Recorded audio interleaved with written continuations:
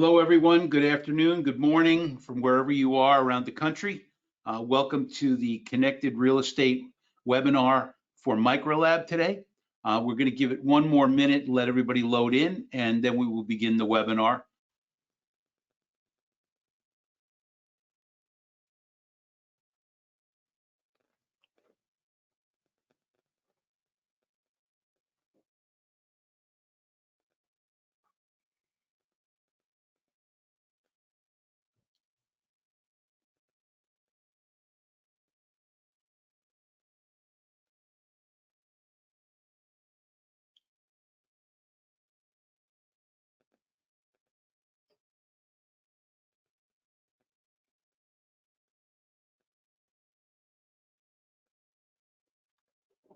Okay, I think we'll start the webinar now. Thank you, everyone who is attending today. Welcome to the Microlab Smart Passive System IoT DAS Monitoring webinar. And I appreciate the attention everyone has paid to this. Today we will be talking about the Smart Gateway and Smart Coupler business from Microlab. Pete, next slide, please. Just some housekeeping notes to get started. We will do all we can to answer all the questions during the webinar. If not, we'll answer them during a Q&A session at the end. If we don't have time for that, we will record your questions, and the folks from Microlab will respond to your questions directly. Please ask any questions you have via the GoToWebinar control panel. We are recording this webinar, and we will publish a link to the recording within a few days. Everyone who registered will be getting the recording and the link. So all of these slides you'll see today on this will be sent to you. If you'd like more information about this topic, please go to www.microlabtech.com, LMR-public safety, or connectedremag.com. If you'd like to reach out to Tom McCabe, who's our presenter today on this webinar, you can email him directly at tmccabe@wtcom.com. So without further ado, Peter, next slide. So good afternoon, Tom. Tom, tell us about Microlab and its history and your new products and what you're here to talk about today. Thank you, Rich, and thank you to the Connected Real Estate team for having Microlab today and myself. Good morning and good afternoon to our participants. A lot to unpack here and to highlight, and as Rich pointed out, you will be receiving this package. So Microlab is one of 5 business units of Wireless Telecom Group headquartered in Parsippany, New Jersey. We are very proud of our 70 years of history and experience designing and manufacturing a mix of passive and now active products. We take a lot of pride in delivering these quality products with unsurpassed reliability and performance. Most system integrators and engineers look forward to unpacking a Microlab device. They know it's quality, they just know it's going to work. Our sweet spot for our passive line is from DC up to 6 gigahertz. As you see in the mid part of the panel here on this slide, we are also proud of the fact that we will take into consideration custom integrated solutions for both public safety and cellular. We have moved into active products with our GPS-R, our GPS repeater, complemented by our active GPS splitters. And the latest active product is our smart passives for public safety monitoring. Wireless Telecom Group is a publicly held company. The ticker is WTT, Whiskey Tango Tango. Take a look there at our site. Keep abreast of our news and events. Next slide, please, Pete. Microlab is very proud of having been awarded the 2020 Best in Building Public Safety Solution Award by Connected Real Estate magazine. I'd be remiss if I didn't mention the scrutiny of the Connected Real Estate Advisory Panel of all of the entrants and participants. The panel was composed of commercial real estate and wireless industry experts, and that panel was chaired by Darlene Pope. The award was presented to Microlab in March of 2021. It was delayed due to COVID. Okay, Pete, next slide, please. So Microlab, the legacy of innovation and quality continues. Smart, passive system, as well as most of our products, are designed, manufactured, and supported from our headquarters location in Parsippany, New Jersey. People on today's webinar are from near, far, and wide. Parsippany, New Jersey is just west of New York City and Newark Airport. Today, we're going to be discussing, as Rich highlighted in the introduction, our smart system, System Monitor Alarm Report Technology. It's an alarm monitoring system for public safety DAS. In 2019, we launched the broadband smart system at IWCE. The two red boxes that you see here, the smart gateway on the left and the broadband smart coupler in the upper right. The bottom right is a product that we're proud of and that we just launched at IWCE 2 weeks ago in Las Vegas. The bottom right photo, that panel is showing our high volume manufacturing test and measurement line in Parsippany, New Jersey. Okay, Pete, next slide, please.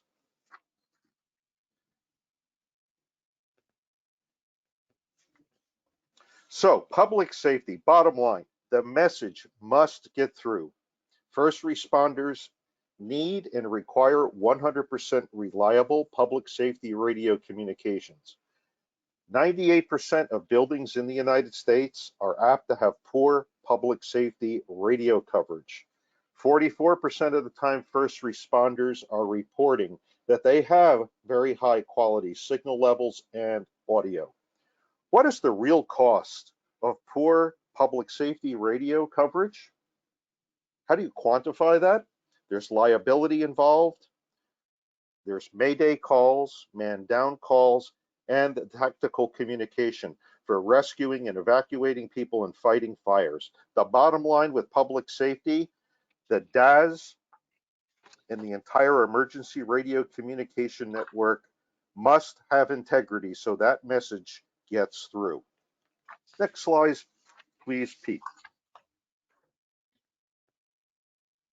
So public safety DAS monitoring is required today by some authorities having jurisdiction. You'll typically see the abbreviation of AHJ, authority having jurisdiction. Started in the city of San Francisco. That was the first major city in the United States to require monitoring. It's being adopted and considered in other major markets across the country. We're very proud of the fact that our largest customer offers DAS monitoring of FDNY ERRCS networks within the 5 boroughs of the city of New York. There are other system integrators buying into public safety DAS monitoring to enhance their SLAs, their service level agreements, and adding and enhancing their monthly recurring revenue stream, and going so far as to set up a NOC to monitor the integrity and the health and the welfare of a public safety DAS. If you are not monitoring your building, you're really in a fog. What's happening in the risers? What's happening in the plenums, in the soffits going across the floor? Are there disconnects? Are there cuts in your cable? The montage of photos here tell the story. People leave antennas disconnected, whether they're testing, conducting a sweep. There may be some heavy building maintenance and renovation going on with the best of intentions, if not to disturb anything. But even though the riser and the lateral plenum coverage cabling is installed in 2- and 3-hour fire rated locations within a building, things do happen. Cables are cut, things are disturbed, things are vandalized. It would be best to monitor it.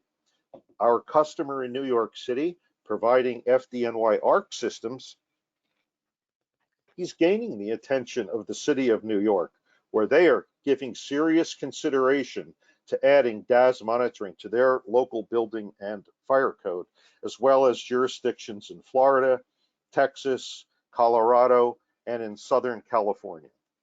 Next slide, please, Pete.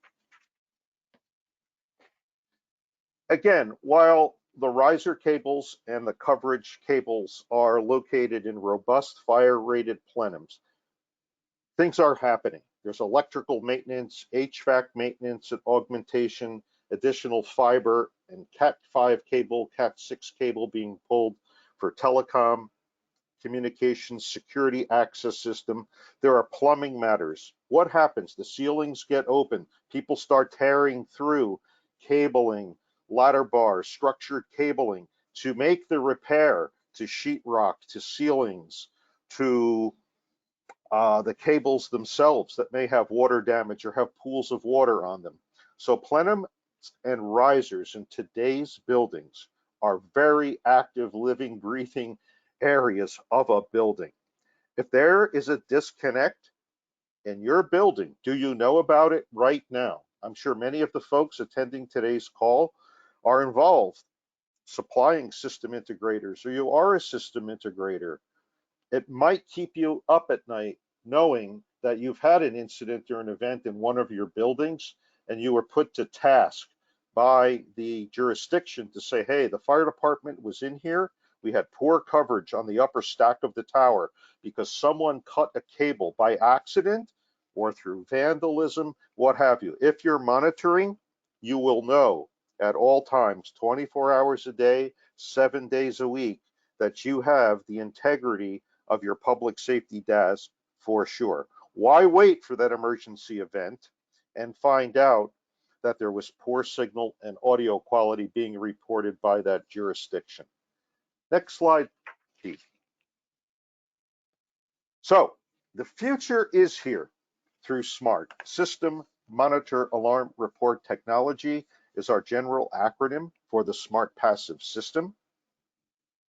It's composed of two main components: a gateway at the head end of your public safety network, and a series of smart couplers that are distributed throughout the building to equalize your RF power floor over floor.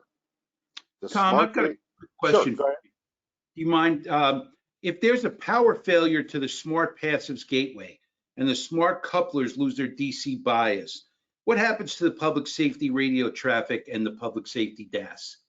DC failure, got it. So if you lose the DC bias, and there's a slide coming up where I'll dive a little deeper into Rich's question. He spots the part here about the DC power to the smart couplers. You will only lose monitoring, Rich. When the power is restored, the monitoring will return. Along the way, there is no loss to your public safety radio traffic. The message will get through. You just lose monitoring if you lose the DC bias over the coaxial cabling infrastructure. Got it. So the gateway is a master unit. It has the main embedded IoT engine that is communicating and providing diagnostics back and forth throughout the building with one gateway up to 30 couplers. What are we doing? We're taking a test and measurement approach to providing diagnostics, communications, and the DC power to all of the smart cables over the coaxial cabling plant. There's no power over Ethernet, no local area network or local bias tees required. The smart coupler also has an embedded IoT engine, which handles the communication and the diagnostics and the exchange back and forth between up to 30 smart couplers and one gateway. We launched with our broadband product, 130 to 960 megahertz. And in Las Vegas, we launched our narrowband devices for a more cost-effective solution dedicated to the 450 and 850 megahertz band. The smart couplers are merely replacing the required tappers and couplers in your passive DAS. So there already is a sunk cost for those tappers and couplers. Consider stepping up and moving into a smart monitored public safety DAS. The smart coupler is available with 6, 10, 15, and 20 dB coupled port values. Tom, I got another question for you before we Go move to ahead. the next slide. Sure. Will a BDA system alarms connect to the smart gateway? And is that an appropriate use? So the fire in the building code, Rich, requires that each bidirectional amplifier have its own local annunciator. That's fire in building code. It's not in the fire in building code, NFPA 1221 and IFC 510, that every building needs to be monitored. So that said, we are not tying into the BDA alarms at the head end of the DAS. We are not looking at the donor antenna and the donor cable. We are not monitoring the BDA, the backup battery unit, and if it's taking a charge and if there's commercial power. However, like the BDA alarming system, we will home run a pair to the fire alarm panel so that there is a local audible and visual indication if in fact the smart system throws an alarm because there's a short and open circuit within the public safety DAS. Got it. So we remain separate from the BDA. Next slide, please, Pete. So this slide sends the message of what we have and what was launched at in Las Vegas 2 weeks ago. We launched at IWCE 2019 with the 130 to 960 megahertz broadband smart coupler. If you're wondering about this communication and the diagnostics that I speak of, that information is taking place out of band. It's in the ISM band, 902 to 928 megahertz. And that's also true for the narrowband and the broadband. All of the diagnostics for signal strength and VSW are out of band, taking place 902 to 928. You'll receive the package, so you'll get all these details. Don't sweat trying to keep up with my narrative, taking notes on the frequencies and the coupled port values. So we have now expanded and enhanced our portfolio with the 450 megahertz narrowband. That has a passband of 380 to 520. So you do have your wideband FM, T-band, it's still there up to 520, such as New York City. Narrowband smart coupler for 850 is 758 to 960. We've also introduced a DC pass tapper, 137 to 960 megahertz. What are we doing? We are merely passing that DC bias that Rich asked about and I've been describing to power the smart couplers over the coax. If you need to tap some power to cover a particular hallway or a tunnel, you may not need to monitor that particular area. You may want to monitor closer to the antennas, but you still need to pass DC over the coaxial cable. So we've launched the DC pass tapper. More on that in a second. So these new devices, the narrowband smart couplers and the DC pass tapper, will help the integrator with a more cost-effective solution that includes the smart DAS monitoring package. Next slide, please, Pete.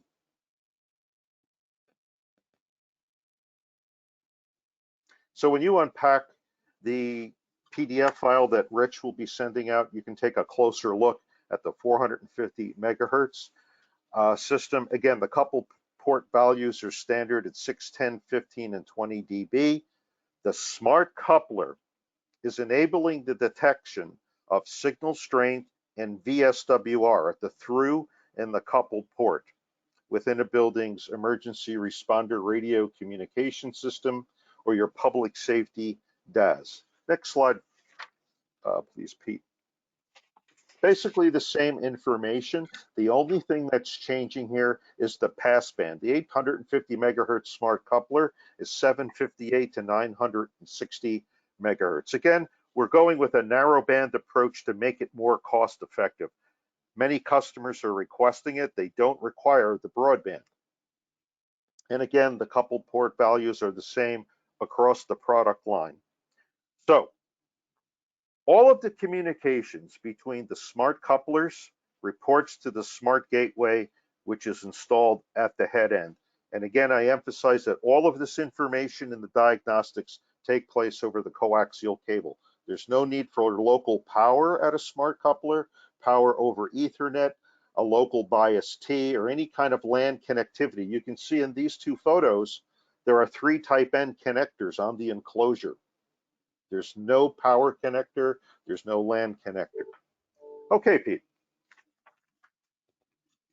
I will spend a moment here to talk about the DC Pass Tapper.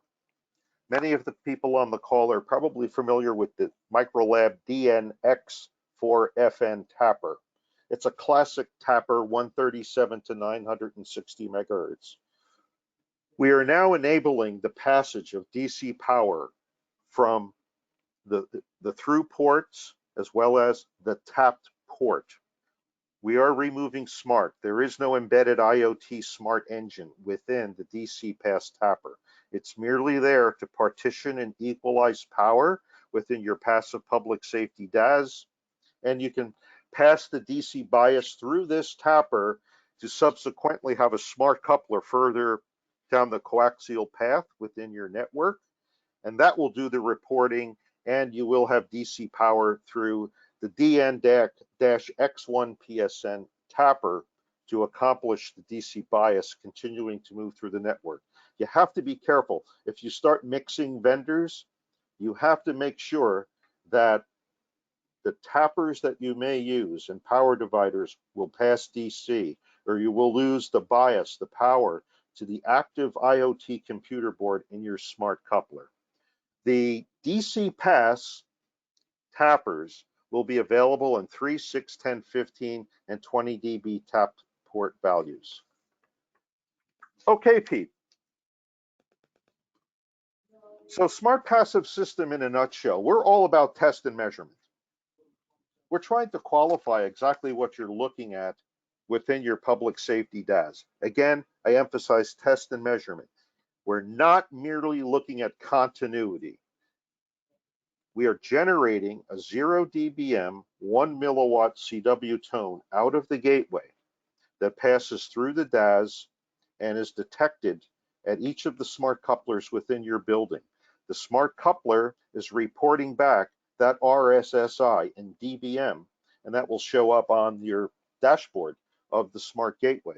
We are also using that same 0 dBm 1 milliwatt signal to measure forward and reflected power at the through and the coupled ports at every smart gateway. So a question that normally pops up is, well, I have a trunked radio system. What do we do to alleviate any kind of a beat? Well, we merely take the RF signal strength measurements off of the trunked radio's primary control channel signal. So we disable that CW tone. So the primary control channel RF signal will be used for signal detection as well as the SWR measurements. Here's the beauty of the smart passive system. That computerized IoT engine, that board in every smart coupler has the unique MAC address. That unique MAC address on the IoT board is what's used in the tracking of the detected signal strength and your VSWR. And that MAC address reports back to the gateway. The gateway stores that MAC address ID with the received signal strength and the forward and the reflected power at the through and the coupled ports. So the beauty of the solution is with a smart coupler, you can take the MAC address of each smart coupler, record it on your IB wave drawings, your RAN plan drawings, or on your as-built drawings. This becomes an aid in quickly troubleshooting any kind of shorts or opens that you might find within your monitored DAS systems. Again, all of these measurements are time and date stamped. Trunked, we're using the primary control channel. If it's a traditional push to talk, we are using our internal signal generator for a known reference of the detected signal in the SWR.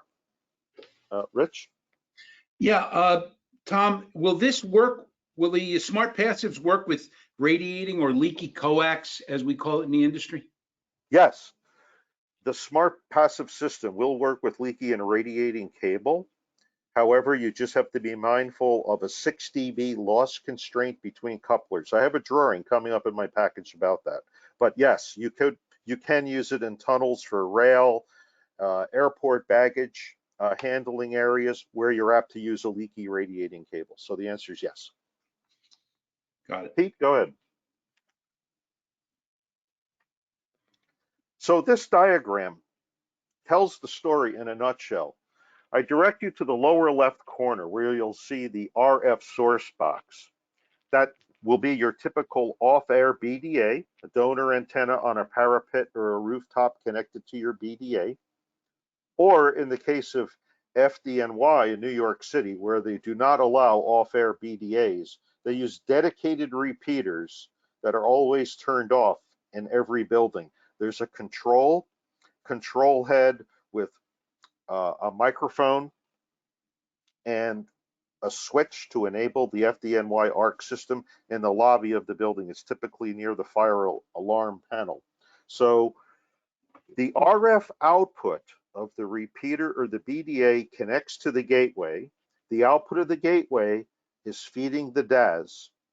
All we are doing inside of the gateway is combining your public safety signal with the diagnostics and the ISM band communications, the out-of-band signaling where all of the diagnostics are taking place between the gateway and your network of up to 30 smart couplers. The key point and the key takeaway from this slide and the color coding in the lower right portion of this panel is the coaxial cabling. Look at what's happening. Your DC power, the diagnostics, and your communication are all riding over the coax. I can't emphasize enough. There are competing solutions out there using RFID and another one that requires power over Ethernet, LAN, and local bias Ts and specialized antennas. You can use any antenna you would like within the smart passives system. So, Tom, is there any signal processing, amplification, attenuation in the smart gateway?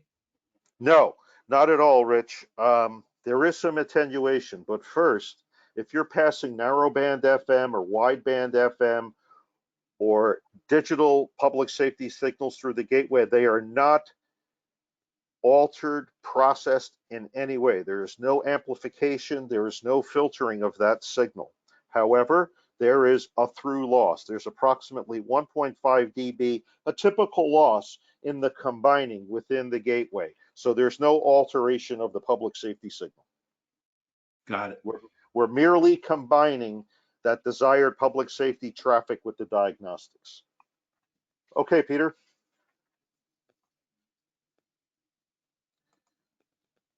This slide is a nice close-up of the smart gateway where you can see the ports that I just mentioned. The RF input port that takes the output of your dedicated radio repeater or your bidirectional amplifier, which is an off-air system. And you see the RF output just to the right, the two tri-plated type N connectors. So you have your RF source going in, your RF source coming out, driving the DAS with the diagnostic signals that are combined within the gateway. There is an alarm output. The green terminal block is a normally closed dry contact pair that runs right to your fire alarm panel, your FAP or your FAC, your fire alarm control, your fire alarm panel, depending on the vendor. That will enable an audible or a visual alarm right at the fire alarm panel to alert building security, the building engineer, whoever is on duty in the building that there is a malfunction within that building's public safety DAS. The Ethernet port on the right, that has a suite of simple network management protocols and management information blocks available.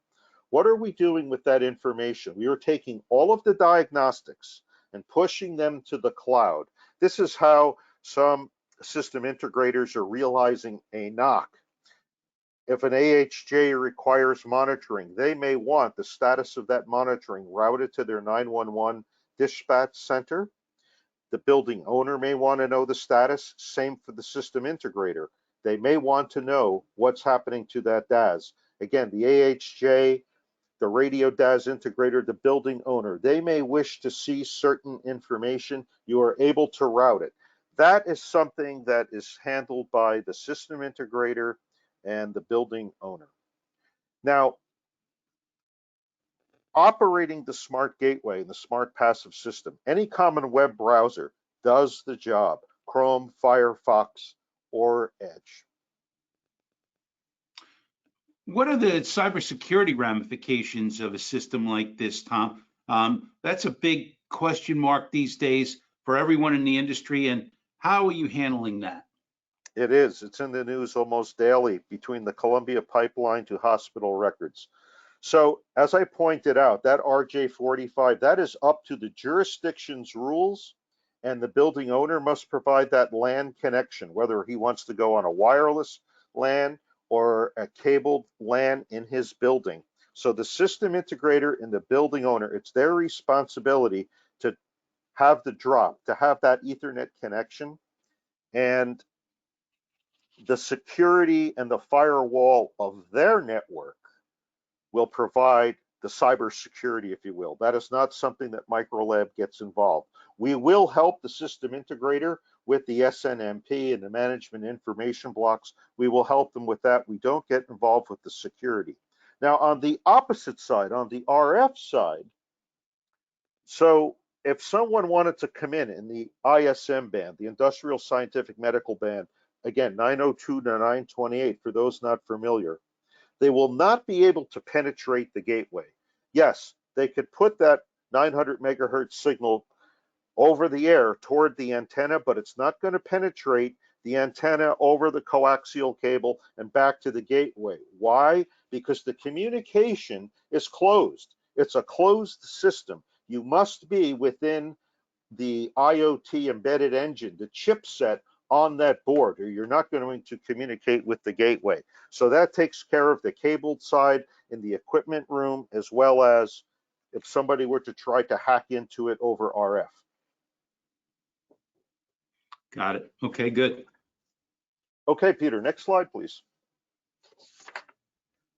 So here we see a bench lab rendition of the graphical user interface through one of the common web browsers that I referenced.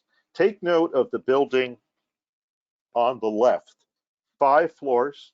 Above the parking deck, you'll see 1, 2, 3, 4, 5 floors. Therefore, 5 smart couplers, and we're monitoring 2 antennas per floor. If you look in the lower pane of the right side of the panel, you will see, for example, ID 0x2, location 201. That location 201 is a mnemonic, if you will, for that smart coupler on the second floor. Notice what you see moving to the right, the status of the antennas in the through port. They're normal. It's not throwing an alarm on any of the through or the coupled ports. In the next column, you're seeing the signal level. It's a bit of an eye chart test here, but it looks like about neg 45 dBm by my eyes. And to the right of that, you see the time and the date stamp. Now, if an alarm was thrown by location 201's coupler, and you looked at the dashboard at the status of the antenna and the through port, you're going to see red markers indicating that an alarm has been triggered. You click on that ID 0x2 on the left column next to location 201, and that explodes. You will now see the MAC address of the location 201 smart coupler, and it will begin to show you through the VSWR measurements, are you dealing with a short circuit, an open circuit, or in this case, everything is properly terminated to a 50 ohm load. So therefore, there is no alarm being thrown here. So you could put on your IBWave drawings, your as-built drawings, that MAC address, as I spoke of a little earlier. So you could say, outside of room 201 on the second floor, there's a riser, there's a plenum, and that smart coupler at that location has this MAC address. So that becomes an enhanced speedy methodology and time to restoration in the event of a DAS failure. So will smart passives work with fireproof or fire retardant cables? Yes, Rich, fireproof cables, as long as the coaxial cable is your standard 50 ohm RF cable. It will work. Typical 1/2 inch, 7/8. You're correct. There's a big movement going on right now for fireproof cable being manufactured and sold by RFS with their Dragon Skin and American Firewire. And Windy City even has Smart Guard, which is more of a mechanical protected cable. But yes, it will work with the newer lines of fireproof cables. And what about fiber optic cables? Yeah, that's good. Yeah, we have a lot of customers asking about that because they take the public safety signal at the head end. They want to extend that public safety signal deep into a campus or their building. And they do that over fiber optic cabling to overcome the loss. So follow me for a second. At the head end, you're going to take that electrical RF signal, convert it to optical, make your fiber run. At the end of the fiber, you're going to terminate to an optical to electrical converter. You're now back at RF. Where you're back at RF, you now make a connection to the smart gateway with that RF signal, much like you would at the head end. And then you move forward with your network of smart couplers that will speak to that gateway. There are other ways to monitor fiber systems, but it's outside of the scope of this talk today. But yes, we can work with fiber optic cabling. Got it. Next slide, please, Peter. So RFID. We're very proud of the fact of our approach that we are not taking a look at mere continuity, a go, no go test. Smart Passives is a test and measurement based solution.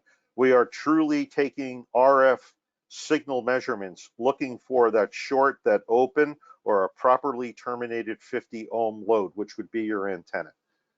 So we think of RFID and some of the other monitoring solution as apples, and we are oranges. They're not to be compared. Next slide, please, Pete. So again, apples to oranges.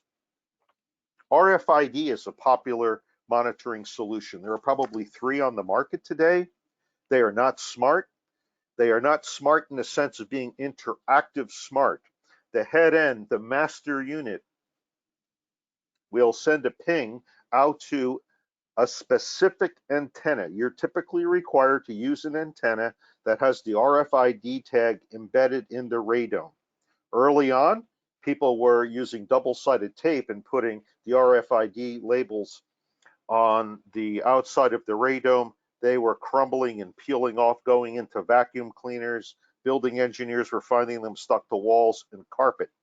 So that's a disposable device. Think of it today. If you go to the supermarket, it might be on a cosmetic carton, a shampoo bottle. If you go and buy a shirt, you'll have an RFID tag typically on the sleeve, regardless of the value. Why? Well, it's theft deterrence as well as inventory control. With Smart Passive System, we are taking that Internet of Things approach throughout. And we are doing test and measurement through the IoT solution. The board that you see here is the actual computer IoT board, the engine with inside of every coupler, tapper, inside of every smart coupler. You can see in the photo in the background the aluminum enclosure with the strip line technology that enables your tapped RF at 6, 10, 15, and 20 dB. Within that enclosure is the computer board. That's the computer board that has that MAC address. So that's it in a nutshell in terms of what's going on. To complement this view, there's also a similar board and controllers within the gateway. So smart IoT diagnostics combined with an RF tapper coupler type of technology to equalize and partition your RF floor over floor. Go ahead, please, Peter.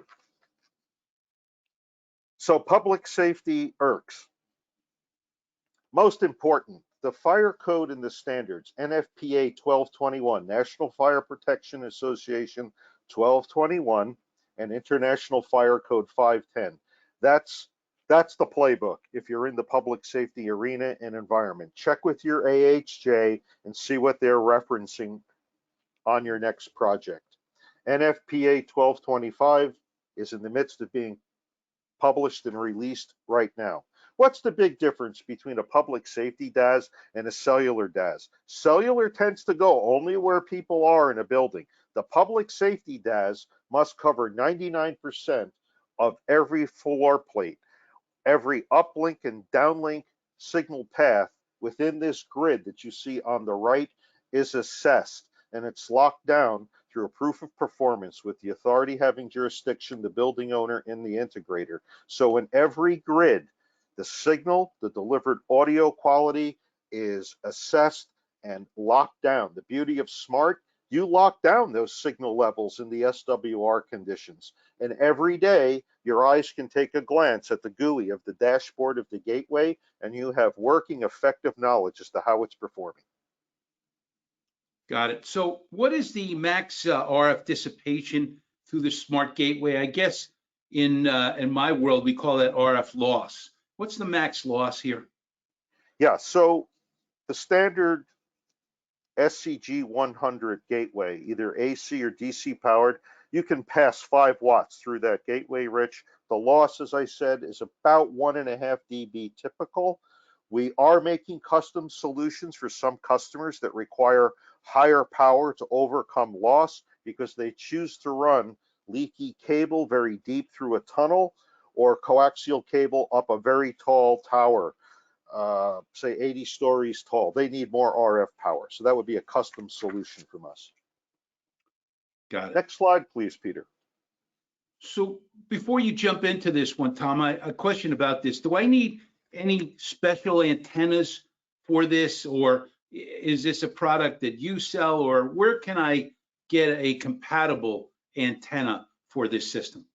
Yeah, with our smart passive system, we always like to say we're technology and antenna agnostic, meaning you can run narrowband FM, digital, or use anybody's antenna. The caveat here is the antenna must present a DC open.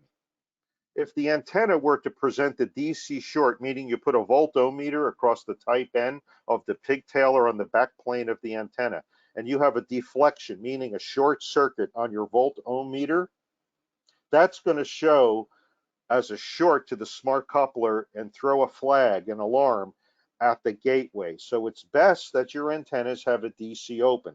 If they don't, no need to worry. You merely put a DC block on the pigtail or the back plane of that antenna, and you're good to go. You're all set. So we will work with any antenna. Got it. Okay. So the maximum loss between the gateway and your nth coupler, the nth coupler can be up to 30 smart couplers. 40 dB is your maximum path loss from the output of the gateway to that last coupler. Another important parameter, whether it's leaky cable or closed coax, the path loss between the couplers or from the coupler terminating at the antenna, that path loss may not exceed 6 dB. If you have an open unused port on your smart coupler, it must be terminated, and that termination should also present a DC open, just like your antenna. If it doesn't, if it presents a DC short, put a DC block on it. So again, what are we doing here with this network and this configuration? Smart passive system is forever sniffing, looking for shorts, opens, and properly terminated loads. Next slide, please, Peter, and we're going to wrap up. So preventive maintenance checks and services, alleviating expensive truck rolls on a lot of people's minds, whether monitoring is required or not. Here's the beauty. Not only do you know where every smart coupler is in your building through that MAC address, but with smart passives, you are proactively monitoring. You have that proof of performance on the day the system was commissioned, the detected signal level and the VSWR at every smart coupler throughout your building. Daily, weekly, the building owner, the system integrator, the EHA, whoever, they can look and see that there is integrity to that emergency responder radio communication system, to that public safety DAS, so that it's always ready, alleviating liability. It's also an aid in speeding up the annual AHJ tests and walkthroughs of every grid within your building, checking on the uplink and the downlink signal. If there's any kind of compromise to the cable or the antenna, you're going to know about it ahead of time. In the event that there is a true failure, a short or an open was detected, and you dispatch the field engineering team, they can go armed with antennas, cabling, and connectors on the truck. The other beauty is the on-duty field engineer and technician can call ahead to the building engineer and security and say, it looks like there's an issue based on our remote monitoring that your public safety DAS is down. And that person may say, what floor? You say, well, it looks like floors 5 through 10 have an issue, and you may find out there's some heavy renovation or maintenance going on, and cables and connectors will be reconnected when that work is finished. Along the way, you're monitoring remotely and alleviating that truck roll. So Tom, we've got some questions from the field that I want to jump in with now. This is a great question. So say I've got 60 antennas in my building and I need to have more than one gateway. How do the gateways talk to each other? So if I'm on a building or an out campus or something like that, and to go over 30 smart splitters, do I have multiple GUIs that I need to log into, or how is that handled? That's exactly right. You would have a smart gateway that's tied to 30 smart couplers every step of the way. You would remotely log in through the GUI and look at that gateway and the up to 30 smart couplers connected to that gateway. So in a very large building, a very large property, you are apt to need more than one gateway. Gotcha. And so there is a GUI interface that connects those, correct? Correct. That's right. Yeah. And the follow-up question from this same gentleman was, do you provide monitoring for cellular DAS rather than just public safety? So we are often asked about that, and right now the answer is no. And the reason for that is cellular operators have NOCs. They always have a control channel going out. They always have cellular handsets registering when they come into a particular sector or a coverage area. So therefore, there's some reciprocity and constant acknowledgement. If something fails or goes down, they will see a drop and a loss of traffic. They will get that information at their NOC. So we are not at this point in time pursuing that, but it is on the product roadmap to look into it. Got it. So one of the next questions that was asked from the field was, what distributors are stocking this product? All of the common and typical distributors, Tally, Tesco, Annixter, Graybar, Windy City. We have a network of sales partners throughout the country as well. You can give us a call directly if you need a bill of material review, product substitution, and whatnot. But all of the key distributors where public safety integrators are buying from do have the smart passive system available. Got it. Okay. This is an interesting question. Does this mean the FDNY will not require a 5-year on-site testing if this system is in place? No, testing will always be required. The key point in the answer to that question is what happens between those testing intervals. You may test today, and tonight there's a major plumbing leak, and ceilings and walls are ripped apart, cables get cut, sheetrock needs to be replaced, you're looking and worried about mold, you have water getting into air conditioning ducts, things are torn apart. So no, you're not going to alleviate the AHJ testing by monitoring. The city of San Francisco, for example, they require monitoring today. However, they still do their walkthroughs. Gotcha. Okay. Next question was, are there any smart 2-way, 3-way, or 4-way splitters? No, that's a mix of the physics, the design of the passive board, and trying to incorporate the monitoring within. So the answer is no. Got it. And so Mike, this is a question from me, not from the field, but it seems to me the biggest benefit of this system is knowing where the problem originates. Do the integrators really use this as an opportunity to know, excuse me, that they've got to go to the 5th floor, look in that closet, that's where the problem is?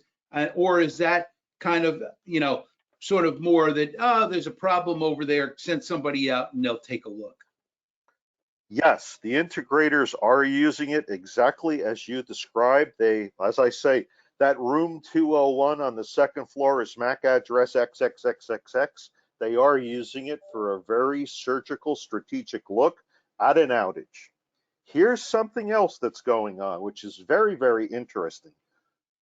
Once they start going up the riser, let's say with a 7/8 cable, and breaking off into the coverage cabling in the plenum on every floor, they are turning up the gateway very early. And here's why. They're using that 0 dBm 1 milliwatt signal to monitor the connector hygiene and the connectivity in the pathway going up the riser.